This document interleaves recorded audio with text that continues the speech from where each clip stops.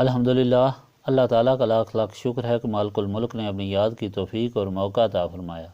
لاکھوں اور کروڑوں درود حضرت محمد مصطفیٰ صلی اللہ علیہ وآلہ وسلم پر، جن کے طفیل مالک الملک نے یہ مہربانی عطا فرمائی۔ سامعین کرام، اللہ تعالیٰ نے قرآن پاک میں ارشاد فرمایا، اعوذ باللہ من الشیطان الرجیم، بسم اللہ الرحمن الرحیم۔ اور آپ سے پوچھتے ہیں چاند کے متعلق، تو آپ ان سے کہہ دیں کہ یہ تو وقت بتانے کے لیے ہے اور حج کی اطلاع دینے کے لیے ہے، اور نیکی یہ نہیں کہ آپ اپنے گھروں میں پچھلی طرف سے داخل ہوں، بلکہ نیکی یہ ہے جو تقوی اختیار کرے، اپنے گھروں میں دروازوں سے آیا کرو، اللہ تعالیٰ سے ڈرو تاکہ نجات حاصل کرو۔ حضرت معاذ بن جبل اور ثعلبہ بن غنم نے ایک مرتبہ نبی پاک صلی اللہ علیہ وآلہ وسلم سے عرض کیا کہ یا رسول اللہ صلی اللہ علیہ وآلہ وسلم، یہ جو چاند بڑھتا اور گھٹتا ہے، اس میں کیا راز ہے؟ شروع میں بالکل حلال ہوتا ہے، یعنی باریک، اور ایسا ایسا بڑھتا ہے، بڑھتے بڑھتے یہ جب 14ویں رات کا چاند ہوتا ہے تو پوری آب و تاب سے چمکتا ہے، اور پھر اس کے بعد گھٹتے گھٹتے اسی حالت میں آ جاتا ہے۔ تو کیا اس سے کوئی خاص چیز مراد ہے؟ تو اس وقت اللہ تعالیٰ کا یہ ارشاد پاک نازل ہوا کہ ان کو بتا دیں جو پوچھتے ہیں، خواہ مسلمان ہیں یا دوسرے لوگ، ان سب کو بتا دیں اور ان کو اطلاع دے دیں کہ چاند کا گھٹنا اور بڑھنا وہ ان کو وقت بتانے کے لیے ہے، اور پھر یہ تم کو حج کی اطلاع دینے کے لیے ہے کہ اب حج کا مہینہ آ گیا ہے۔ آیت کا جو دوسرا حصہ، اس کا شان نزول یہ ہے کہ اس وقت لوگ یہ عقیدہ رکھتے تھے کہ مذہباً یہ حکم ہے کہ جب انسان حج کے لیے احرام باندھ لے اور اگر اسے کسی ضرورت کے لیے گھر میں داخل ہونا پڑے تو گھر کے دروازے سے داخل نہیں ہونا چاہیے، کیونکہ وہ اسی طرح گناہوں سے لدا ہوا ہوتا ہے، اس کو دروازے کے پچھلی طرف سے داخل ہونا چاہیے۔ تو اس طرح اگر پیچھے راستہ نہ ہو تو دیوار توڑ کر اندر داخل ہونا چاہیے۔ جب نبی پاک صلی اللہ علیہ وآلہ وسلم ایک مرتبہ احرام باندھ کر نکلے اور کسی ضرورت سے اپنے گھر تشریف لے گئے تو دروازے سے گھر میں داخل ہوئے۔ آپ صلی اللہ علیہ وآلہ وسلم کے ساتھ رفع انصاری بھی تھے، تو وہ بھی اسی طرح دروازے میں داخل ہوئے، تو لوگوں نے یہ کہنا شروع کر دیا کہ رفع بہت گناہ گار ہو گیا ہے۔ تو اللہ تعالیٰ نے ان کی بریت کے لیے یہ حکم دیا کہ نیکی یہ نہیں ہے جو تم سمجھتے ہو کہ احرام باندھ کر گھر کی پچھلی طرف سے داخل ہونا چاہیے، بلکہ نیکی تو یہ ہے کہ تم تقوی اختیار کرو، اللہ تعالیٰ کا خوف اختیار کرو اور اللہ تعالیٰ کے حکم کے مطابق اپنی زندگی گزارو۔ تم اپنے گھر میں دروازوں کے راستے داخل ہوا کرو اور اللہ تعالیٰ کے حکم کے مطابق زندگی گزارو، اسی میں تمہاری نجات ہے۔ پچھلے دروازے سے داخل ہونے سے کوئی تقوی نہیں، کوئی ثواب نہیں۔ آپ کو پہلے یہ اچھے طریقے سے بتایا گیا ہے کہ اللہ تعالیٰ نے قرآن پاک اپنی مخلوق کی ہدایت کے لیے بھیجا ہے اور یہ قیامت تک کے لیے ہدایت ہے، لیکن ساتھ یہ فرما دیا کہ یہ ہدایت متقین کے لیے ہے۔ قرآن پاک کی جتنی بھی ہدایتیں ہیں ان سے وہی فائدہ اٹھائے گا جو تقوی والا ہوگا، جو تقوی اختیار کرے گا، اور جو متقین نہیں ہوں گے، ایسے لوگ قرآن پاک کو پڑھنے کے باوجود بھی گمراہ ہوں گے۔ تقوی کیا ہے؟ تقوی کا مطلب اپنی زندگی کو اللہ تعالیٰ کے حکم کے مطابق گزارنا ہے۔ جہاں شیطان اور نفس اس کے راستے میں کانٹے بکھیرتے ہیں، جو شخص اپنے آپ کو ان کانٹوں سے بچا کر اپنی زندگی کا سفر طے کرتا ہے وہ متقی ہے، اس لیے کہ اس کے دل میں اللہ تعالیٰ کا خوف موجود ہوتا ہے کہ وہ دیکھ رہا ہے، اس لیے مجھ سے قولاً فعلاً کوئی ایسی حرکت نہ ہو جو اس کے حکم کے خلاف ہو اور جس پر وہ ناراض ہو، اور پھر اس کے اندر یہ امید بھی ہوتی ہے کہ وہ مالک اور خالق بہت مہربان ہے اور اس نے اپنے بندوں کے لیے دنیا اور آخرت کے خزانے رکھے ہوئے ہیں، جس پر وہ راضی ہوتا ہے، اس کو دونوں جہاں میں سرخرو اور سرفراز کرتا ہے۔ یہ تقوی کس طرح حاصل ہو سکتا ہے اور یہ زندگی کس طرح گزر سکتی ہے؟ آپ کو یہ بتایا گیا ہے کہ تاریخ اس بات کی گواہ ہے، یعنی گزشتہ اقوام کے اعمال کی گواہ ہے، اور یہی وجہ ہے کہ قرآن پاک میں تاریخ کا ایک بہت بڑا حصہ شامل کیا گیا ہے۔ وہ تاریخ کیا ہے؟ گواہی دیتی ہے۔ وہ تاریخ یہ گواہی دیتی ہے کہ اللہ تعالیٰ نے اپنی مخلوق کو اپنی بندگی کے لیے پیدا کیا، اور اس بندگی کی وجہ سے اللہ تعالیٰ نے اسے اشرف المخلوقات بنایا، لیکن انسان کا دشمن شیطان ہے جو انسان کے نفس کو شروع سے ہی قابو میں کرتا آیا ہے اور اسے گمراہ کرتا چلا آیا ہے، لیکن اللہ تعالیٰ بھی اپنی مخلوق کی ہدایت کا سامان عطا کرتا آیا ہے، یعنی اپنی کتب نازل کرتا رہا اور انبیاء کرام کو بھیجتا رہا جن کو نور نبوت عطا کیا، جو اس نور نبوت سے مخلوق خدا کے سینے پاک کرتے چلے آئے اور اللہ تعالیٰ کی ہدایت پڑھ کر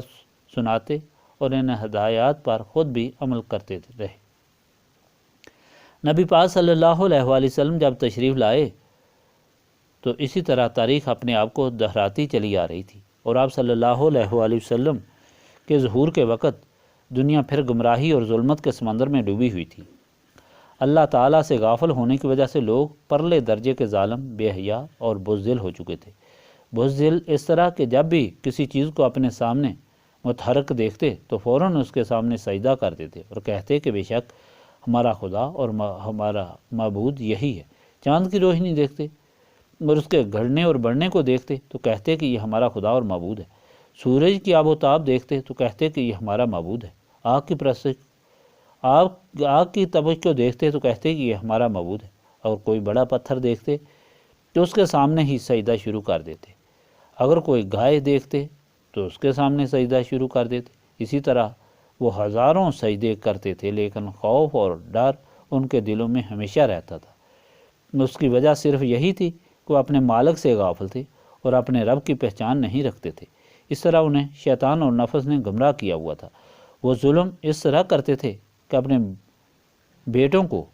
اپنی بیٹیوں کو اپنے ہاتھوں سے مار کر دفن کرتے تھے، مسافروں کو لوٹتے تھے، غریبوں، یتیموں، ہمسایوں اور رشتہ داروں پر ظلم کرتے تھے، اور اس طرح دوسروں کا مال کھانا جائز اور اپنے لیے انعام سمجھتے تھے۔ بے حیا اس طرح تھے کہ اپنے محرمات سے نکاح کرنے میں کوئی عار نہیں سمجھتے تھے، بلکہ اپنی وراثت سمجھتے تھے۔ یہ تمام ظلم، یہ تمام گناہ، فسق و فجور ان میں اس لیے تھا کہ وہ اللہ تعالیٰ سے غافل تھے۔ ایسی حالت میں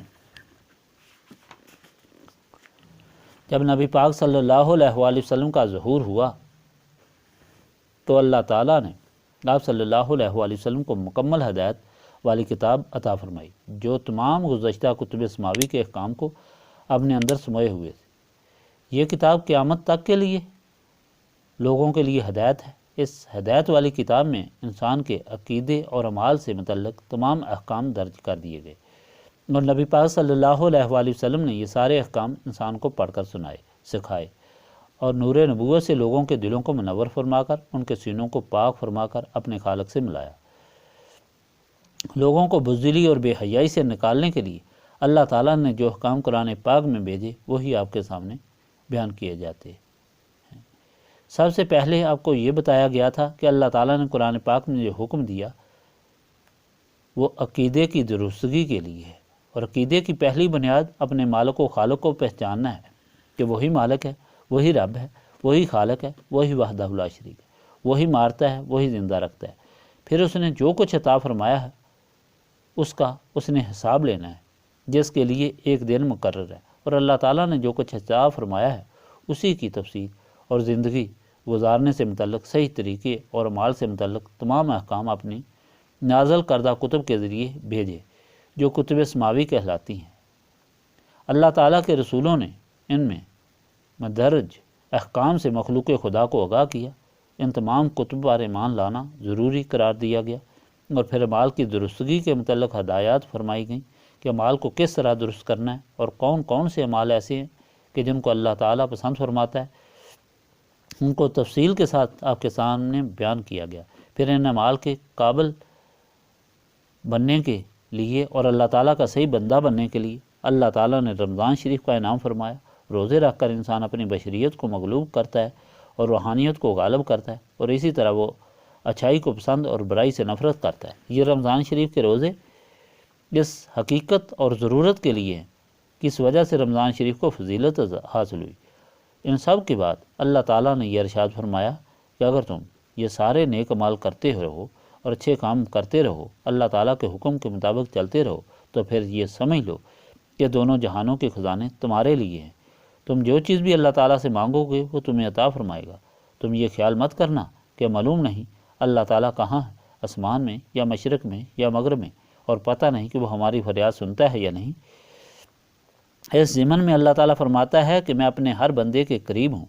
جس وقت بھی جب بھی وہ میرے سامنے ہاتھ پھیلاتا ہے میں ضرور اس کی فریاد سنتا ہوں، اس کی دعا قبول کرتا ہوں۔ دعا کے متعلق پہلے تفصیل سے بیان ہو چکا ہے کہ دعا کا کیا نتیجہ نکلتا ہے۔ دعا ضرور قبول ہوتی ہے، اور اس کی قبولیت کی جو شکلیں ہیں وہ بھی بیان کی گئیں، اور اس کے ساتھ یہ بھی آپ کے سامنے بیان کیا گیا کہ اللہ تعالیٰ نے یہ فرما دیا ہے کہ اللہ تعالیٰ فریاد سنتا ہے، التجا سنتا ہے، دعا سنتا ہے، لیکن اس شخص کی نہیں سنتا جو حرام خور ہے۔ حدیث شریف میں آیا ہے اگر کوئی شخص ایک نوالا بھی حرام کا کھا لے تو 40 دن تک اس کی دعا قبول نہیں ہوتی۔ پھر اللہ تعالیٰ نے اپنے بندے کی بھلائی کے لیے مزید تشریح و تفسیر سے فرمایا کہ حرام کیا ہے۔ حرام وہ چیز ہے کہ جس کے متعلق فرمایا گیا کہ یہ ممنوع ہے۔ جو بھی چیز انسان دوسرے انسان کا استحصال کر کے حاصل کرتا ہے وہ حرام ہے۔ اب اللہ تعالیٰ جو فرما رہا ہے وہ آپ کے سامنے بیان کیا گیا ہے کہ دیکھو تم اگر اللہ تعالیٰ کے ہو جاؤ گے، اگر تم تقوی اختیار کر لو گے، یعنی اگر تمہارے دل میں اللہ تعالیٰ کا خوف ہوگا تو پھر تم نجات حاصل کرو گے۔ اس طرح جو تم غیر سے ڈرتے ہو یہ اللہ تعالیٰ سے دوری اور غفلت کا نتیجہ ہے۔ اس لیے کبھی تم چاند کی پرستش کرتے ہو اور کبھی اس کے بڑے ہونے اور گھٹنے کے متعلق پوچھتے ہو، وہ متفکر اور حیران ہو جاتے ہو کہ پتہ نہیں اس میں کیا حکمت ہے، کیا ہوگا، یہ کیا کر دے گا۔ ان ساری چیزوں کے متعلق اللہ تعالیٰ فرما رہا ہے کہ یہ تو تمہاری خدمت کے لیے ہیں۔ چاند تو تمہارے لیے کھلی جنتری ہے، ہر عالم اور ہر جاہل کے لیے آسمان پر کھلی جنتری ہے۔ چاند تعین اوقات کے لیے ہے، اور ان اوقات کو مد نظر رکھ کر تم اپنے عہدوں کو پورا کرتے ہو، اپنی ملازمت پوری کرتے ہو، اپنی تنخواہیں لیتے ہو، نماز پڑھتے ہو، روزے رکھتے ہو، حج کرتے ہو، زندگی گزارتے ہو، زندگی کا حساب لگاتے ہو۔ غرض یہ کہ تم اپنے ہر کام کی تکمیل کرتے ہو۔ یہ تمہارا مخدوم نہیں بلکہ یہ تمہارا خادم ہے، یہ تمہاری ضرورت کے لیے۔ اس کے سامنے جو تم سجدہ کرتے ہو، اسے جو تم اپنا معبود سمجھتے ہو، یہ اس وجہ سے ہے کہ تم اپنے رب سے غافل ہو چکے ہو، اور رب سے غافل اس لیے ہو کہ تم نے اللہ تعالیٰ کے رسول صلی اللہ علیہ وآلہ وسلم کی غلامی اختیار نہیں کی۔ اگر اللہ تعالیٰ کے رسول صلی اللہ علیہ وآلہ وسلم کی غلامی تم اختیار کرو جسے تقویٰ کہا جاتا ہے، تو پھر تمہارے دل میں صرف اسی ذات کا خوف ہوگا جس کا خوف ضروری ہے، اور اسی سے تمہاری امیدیں ہوں گی جس کی بارگاہ میں امید رکھنی جائز ہے، اور وہ دولت اور وہ ذات باری تعالیٰ ہے۔ اللہ تعالیٰ نے اس کے ساتھ یہ بھی فرمایا کہ یہ جو تم سمجھتے ہو کہ نیکی گھر کے پچھواڑے سے داخل ہونے سے ہوتی ہے، اس کے سامنے والے دروازے سے داخل ہونے سے نہیں ہوتی، یہ غلط ہے، بلکہ نیکی تو اس بات میں ہے کہ تم اللہ تعالیٰ کے رسول صلی اللہ علیہ وآلہ وسلم کی تابعداری کرو۔ جب حضرت رفاعہ انصاری کو لوگوں نے گنہگار کہنا شروع کر دیا کہ احرام باندھ کر داخل ہوئے ہو، تمہیں احرام باندھ کر اگر گھر آنا تھا تو گھر کے پچھواڑے سے آتے، رسول اکرم صلی اللہ علیہ وآلہ وسلم نے حضرت اللہ سے پوچھا کہ رفاعہ نے اس طرح کیوں کیا، احرام باندھ کر وہ کیوں دروازے سے گھر کے اندر داخل ہوئے؟ تو حضرت رفاعہ نے عرض کی کہ یا رسول اللہ صلی اللہ علیہ وآلہ وسلم، مجھے گناہوں یا کسی خوف کی کوئی پرواہ نہیں، میں نے صرف حضور پاک صلی اللہ علیہ وآلہ وسلم کی غلامی اختیار کرنا چاہتا ہوں۔ میں تو صرف حضور پاک صلی اللہ علیہ وآلہ وسلم کا غلام ہوں، جو مولا آپ صلی اللہ علیہ وآلہ وسلم کریں گے میں وہ کروں گا، خواہ لوگ مجھے برا کہیں یا اچھا۔ آپ صلی اللہ علیہ وآلہ وسلم اس طرح گھر میں داخل ہوئے ہیں، میرا یہ ایمان ہے کہ اس طرح گھر میں داخل ہونا صحیح ہے، میں بھی اس طرح داخل ہو گیا۔ تو آپ صلی اللہ علیہ وآلہ وسلم کے اس غلام نے آپ صلی اللہ علیہ وآلہ وسلم کی غلامی اختیار کی، اور لوگوں کی پرواہ نہیں کی۔ آپ کی بریت کے لیے قرآن پاک میں ارشاد فرما دیا کہ نیکی یہ نہیں کہ تم گھروں میں پچھواڑے سے داخل ہو، بلکہ نیکی یہ ہے کہ تم گھروں میں دروازوں سے داخل ہو، اور ساتھ ہی لوگوں کے لیے ہدایت کا سبب بن گیا کہ بات یہ ہے کہ تم نبی پاک صلی اللہ علیہ وآلہ وسلم کی غلامی اختیار کرو۔ اس میں تمہیں سب ہدایت مل جائے گی۔ جتنے بھی انسان گمراہ ہوتے ہیں تو صرف اس لیے گمراہ ہوتے ہیں کہ شیطان ان کے نفس کو قابو میں کر لیتا ہے، انہیں نفسانی خواہشات کو جنم دیتا ہے، اور ان خواہشات کی وجہ سے ان کے سینوں میں زنگ اور تاریکی کا غبار پیدا ہوتا ہے، جس کی وجہ سے وہ اللہ تعالیٰ سے غافل ہو جاتے ہیں۔ جب تک اس سیاہی کو دور نہ کیا جائے، اس غبار اور رنگ کو دور نہ کیا جائے، تو انسان کے دل میں اچھائی اور برائی کی تمیز پیدا نہیں ہوتی۔ اور اس سیاہی کو دور کرنے کا ایک ہی طریقہ ہے، اور وہ یہ ہے کہ نبی پاک صلی اللہ علیہ وآلہ وسلم سے نسبت قائم کی جائے، کیونکہ ازل سے اللہ تعالیٰ کا یہ قانون چلا آیا ہے کہ جہاں اس نے ہدایت کے لیے اور زندگی کے قرینے سکھانے کے لیے کتب اسماوی بھیجی، قوانین اور ضوابط دیے، وہاں اس نے انبیاء بھی نور نبوت دے کر بھیجے، جو اپنے اس نور نبوت سے لوگوں کے سینوں کو پاک کر کے اللہ تعالیٰ کے قوانین سکھاتے تھے اور ان احکام کے مطابق زندگی گزارنے کا طریقہ بتاتے تھے۔ اور وہ سارے کا سارا مجموعہ ہدایت قرآن پاک میں سمو دیا گیا، اور حضور پاک صلی اللہ علیہ وآلہ وسلم کو قیامت تک کے لیے ہادی مقرر کر دیا گیا۔ اور اس لیے جو لوگ نبی پاک صلی اللہ علیہ وآلہ وسلم سے نسبت قائم رکھتے ہیں، اس نسبت کی بدولت ان کے سینوں میں وہ نور آتا ہے جو ہدایت کے لیے اللہ تعالیٰ نے دنیا میں بھیجا، اور اس کی وجہ سے سینے صاف ہو جاتے ہیں، محبت اور رغبت بھی پیدا ہوتی ہے، برائی سے نفرت پیدا ہوتی ہے اور اچھائی سے محبت پیدا ہو جاتی ہے۔ اگر سینے صاف نہ ہوں تو پھر نیکی سے غفلت پیدا ہوتی ہے اور برائی کی طرف رغبت پیدا ہوتی ہے۔ اس لیے بار بار آپ کو یہ تاکید کی جاتی ہے کہ نسبت رسولی صلی اللہ علیہ وآلہ وسلم کو حاصل کرنے کے لیے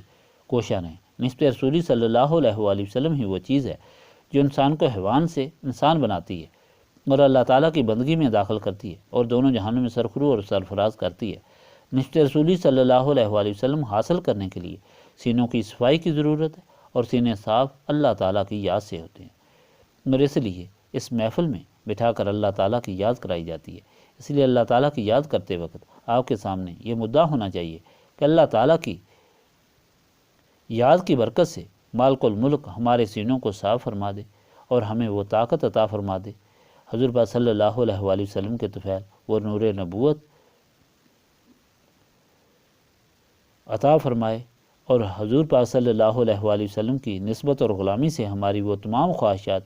جو شیطان اور نفس کی وجہ سے ہمیں گمراہ کرتی ہیں وہ ختم ہو جائیں اور جل کر فنا ہو جائیں، اور ہمارے سینے صاف ہو جائیں۔ حضور پاک صلی اللہ علیہ وآلہ وسلم کے ساتھ نسبت حاصل کر کے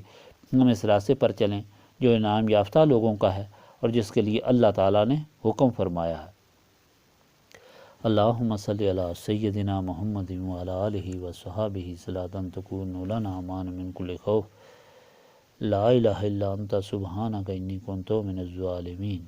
استغفر اللہ العظیم الذی لا الہ الا هو الحی القیوم واتوب الیہ، استغفر اللہ العظیم الذی لا الہ الا هو الحی القیوم واتوب الیہ، استغفر اللہ العظیم الذی لا الہ الا هو الحی القیوم واتوب الیہ۔ اللہم صلی علی سیدنا محمد وعلی آلہ وصحابہ صلاۃ تکون لنا امان من کل خوف، ربنا تقبل منا انک انت السمیع العلیم وتب علینا انک انت التواب الرحیم۔